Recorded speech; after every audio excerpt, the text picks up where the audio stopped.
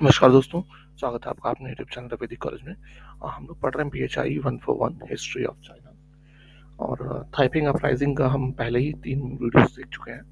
ये last video है, ठीक है। पिछले वीडियो में हमने देखा था कि किस तरीके से थाइपिंग अपराइजिंग का डाउनफॉल होता है और वो किस तरीके से हारते हैं इंपीरियल ट्रुप से। और आज हम लोग देखेंगे कि इसका इम्पैक्ट क्या रहा थाइपिंग अपराइजिंग का चाइनीज सोसाइटी पे, ठीक। क्या इसको रिबेलियन बोलना चाहिए, सोशल रेवोल्यूशन बोलना चाहिए? देखो, चाइना की हिस्ट्री में बहुत सारे पीजेंट रेबेलियन हुए, ठीक है। और थाइपिंग रेबेलियन भी एक तरीके से पीजेंट रेबेलियन था। तो ये कहा जा सकता है कि एक लॉन्ग चेन का ये आखिरी हिस्सा था, ठीक। बट इसको एक टिपिकल चाइनीज पीजेंट रेबेलियन कहना भी सही नहीं है, क्योंकि ये एक तो एक ही रीजन में हुआ है ना। और इसका इस पे काफी हद तक वेस्टर्नर्स के प्रेजेंस होने का इम्पैक्ट रहा। क्यों? क्योंकि इसकी जो आइडियोलॉजी थी वो क्या थी, वेस्टर्नर्स से इम्पैक्टेड थी, है ना। क्रिश्चियन थे, कहीं ना कहीं क्रिश्चियन बिलीफ्स में बिलीव करते थे। जो इसका फाउंडर था होंग, है ना। और ये एंटी कन्फ्यूशन तो था ही था। तो एंटी कन्फ्यूशन पहले भी रहे, रेबेलियंस जो हुए था, पीसेंट रेबेलियन इनसे पहले जो हुए वो भी एंटी कन्फ्यूशन कई बार रहे हैं। इक्वलिटेरियन भी रहे हैं, मतलब इक्वालिटी सबको प्रोवाइड करने की बातें करते थे वो भी। तो इनमें इसका ये अलग से क्या हुआ, इसमें अलग ये हुआ कि देखो, इन लोगों ने जो इक्वालिटी का मैसेज, ब्रदरहुड का मैसेज लोगों में फैलाया, है ना। और जिस तरीके से लैंड रिडिस्ट्रीब्यूशन की कम्युनल प्रोग्राम चलाया, है ना, वुमेन्स को हाई स्टेटस दिया, ओपियम स्मोकिंग पे बैन लगाया, गैम्बलिंग पे बैन लगाया, प्रोस्टिट्यूशन पे बैन लगाया, जो उस जमाने के सोशल लेवल्स थे उन सबको इरेडिकेट किया अपने एरियाज में। ये बड़ी चीज थी जो पहले के पीसेंट रेबेलियंस में इन चीज़ों पर फोकस नहीं किया जाता। पहले के पीजेंट रेबेलियन सिर्फ और सिर्फ एक पर्टिकुलर इशू को लेकर के होते थे, और वो सिर्फ इसी चीज़ पे फोकस रहते थे कि जो सत्ता में है उसको उखाड़ फेंको। लेकिन इनका मकसद सत्ता में रहने वाले को उखाड़ फेंकना बाद में हुआ, पहले उनका मकसद ये सारा था, ठीक है, सोशल सिस्टम को सुधारने में था, ठीक। और थाइपिंगों को ये भी पता था कि हाँ भाई, वेस्टर्नर्स की बहुत ज़्यादा प्रॉब्लम है, उनके दो स्टेप पे ही है वेस्टर्नर्स। तो उन्होंने उस इशू को भी अपने तरीके से सॉल्व करने की कोशिश की। तो ये एक यूनिकनेस थी इसके रेवोल्यूशन में, थाइपिंग रेबेलियन में, है ना। और इसीलिए इसको नाम दिया गया रेवोल्यूशन, क्योंकि इन्होंने सोशो इकोनॉमिक प्रॉब्लम से जो लोग जूझ रहे थे बहुत ज़्यादा करप्शन के कारण और बहुत सारे सोशल एविल्स के कारण जो हमने अभी मेंशन किए, तो उसमें चेंज लाने की इन्होंने कोशिश की और काफ़ी हद तक ये कामयाब भी रहे।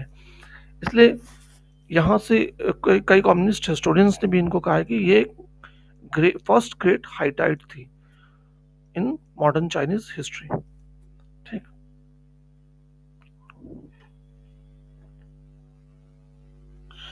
तो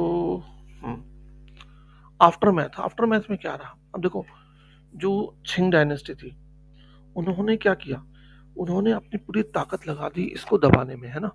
उसने इस चक्कर में रीजनल आर्मीज डेवलप कर दी, ठीक। जैसे हुन्नान में जंगको फान की आर्मी थी, ऐसे हुआई आर्मी थी ली होंगचांग की, और भी दूसरी फोर्सेस थी। इनके साथ साथ में, इन फोर्सेस के साथ साथ में जेंट्री ने भी आ, साथ दिया किसका, छिंग रूलर्स का, इनको दबाने के लिए। ये इतने ब्रूटल तरीके से दबाया गया था ये वाला अपराइजिंग कि फ्यूचर में कभी भी इसका कोई भी नामो निशान नहीं रहा। इवन अंडरग्राउंड भी कोई नहीं चला, इसका परचम कोई भी नहीं लहरा पाया, बैनर कोई भी नहीं अपहोल्ड कर पाया। जो अंडरग्राउंड में भी छुपे थे उनको भी निकाल के मार डाला गया। अब सोच के देखो, एक ऐसा रेबेलियन जो 1840s में शुरू हुआ था, 20 साल तक पावर में रहा, खूब नेम एंड फेम चलाया, बाद में उसको इतनी बुरी तरीके से ब्रुटली दबाया गया कि उसको कोई भी नहीं कैरी फॉरवर्ड कर पाया, उसके बारे में आगे कभी नाम भी नहीं ले पाया उसका, कि डिसेंडेंट होने का उसका कोई क्लेम भी नहीं कर पाया, ठीक। लेकिन इससे हुआ क्या कि इसको दबाने के लिए छिंग ने रीजनल आर्मीज को कुछ एक पावर दे दी। वो पावर जो वो कभी भी रीजनल आर्मीज को कभी भी नहीं देते थे, इंडिपेंडेंस की तो कभी नहीं देते थे वो, है ना। अपने पास ही रखते थे। प्रोविंशियल ऑफिसर्स को कभी भी पावर्स नहीं दी जाती थी कई सारी, लेकिन इस ऑपरेशन को कामयाब बनाने के लिए उन्होंने प्रोविंशियल ऑफिसर्स और लोकल जेंट्री को बहुत सारी पावर्स दे दी थी। अब कहीं ना कहीं ये पावर गेम शिफ्ट होने लग गया है ना इन द लॉन्ग टर्म।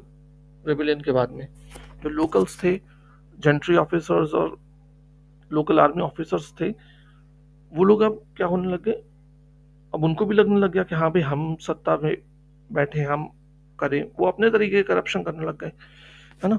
और यही आगे चल करके छिंग डायनेस्टी को भारी पड़ जाता है। और बस जब तक जंग फान जैसा लॉयल था जो इन सब के ऊपर था, तब तक तो सब सही रहा, किसी ने चैलेंज नहीं किया छिंग एम्परर को। लेकिन जैसे ही जंग फान हटता है, उसके बाद फिर पूरी छिंग डायनेस्टी की पावर प्रेस्टिज इरोड होती है। और आप देखोगे छिंग रेवोल्यूशन जो हुआ 1911 में, जिसमें फाइनल रेवोल्यूशन था जब छिंग गवर्नमेंट को हटा दिया जाता है, उसमें पीजेंट से ज़्यादा सोल्जर्स, ऑफिसर्स और लोकल जेंट्री के जो लोग थे ना, इन लोगों ने बढ़ चढ़ के हिस्सा लिया। तो ये था पूरा टॉपिक, होप आपको पूरा क्लियर हो गया हो, है ना। और इस चैप्टर में अब कुछ रहा नहीं, मैंने इसको हालांकि 3-4 पार्ट में इसीलिए बनाया ताकि कोई भी टॉपिक आपको कहीं भी कंफ्यूजन ना रहे और आपको पूरा क्लियर रहे। तो थैंक्स फॉर वॉचिंग। जय हिंद।